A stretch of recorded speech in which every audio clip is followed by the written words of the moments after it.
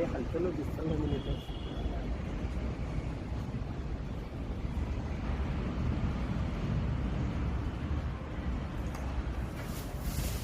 अरे बापरे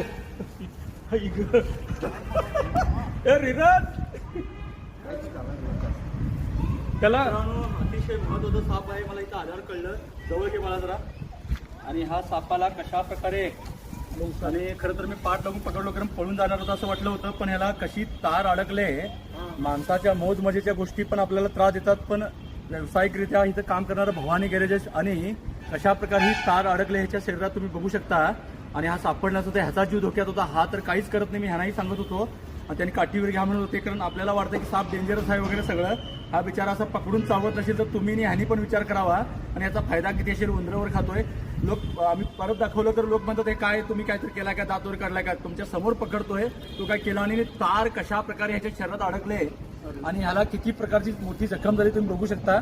आता ती आम्ही कट करून काढेन, पण आतील त्याला हाडाचा सांगाडाही दिसतो. लक्षात घ्या म्हणजे त्याला किती गंभीर इजा आणि हा किती प्रॉब्लेम मध्ये. ह्यांचा आभार मानावा लागेल कारण तो बिचारा प्रॉब्लेम मध्ये होता. लक्षात घ्या.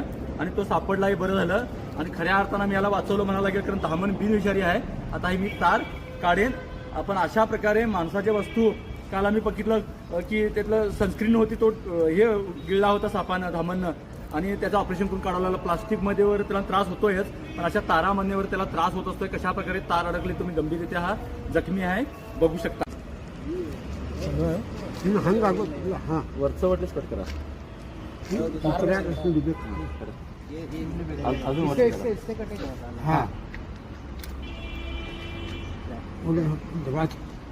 ए अफजल कट करो इसको. बोलने का तो पकड़ने का मैं लेके आता था ना. Very good. काढलं खरं तर ते तार नसून मेटल नसून ते प्लास्टिक आहे. लक्षात घ्या. त्याला कितीतरी दिवस अगोदर अडकलंय आणि दिसत आहेत. तर जखम त्याची क्लीन करून आम्ही त्याला औषधोपचार करून शिवून टाकेन. धन्यवाद.